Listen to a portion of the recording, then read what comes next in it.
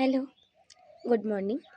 প্রথমেই বলি, আজকে কিছু কাজের সূত্রে ছাদে এসেছিলাম।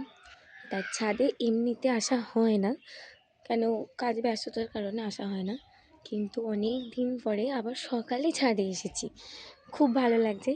আর দেখো, আমাদের ছাদে ছোট্ট ছোট্ট গাছগুলো আমি বসাইনি, আমার দাদু বসিয়েছে। আমার দাদুর হাতের গাছ না খুব খুব খুব ভালো হয়। দেখো ফুলগুলো কি সুন্দর ফুটেছে।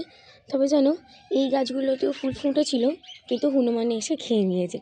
কিছু করার নেই, প্রত্যেকটা গাছ এত সুন্দর করে লাগিয়েছে।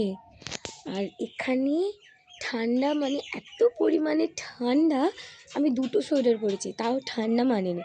তাও দেখো চারিদিকে সকালবেলার পরিবেশটা দেখো, হালকা হালকা কুয়াশা ফুটেছে আর খুব সুন্দর লাগছে।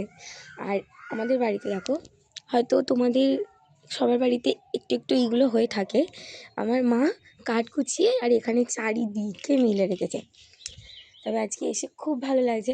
দেখো ঠান্ডাতে আমি পা রাখতে পারছি না, এত পরিমাণে ঠান্ডা।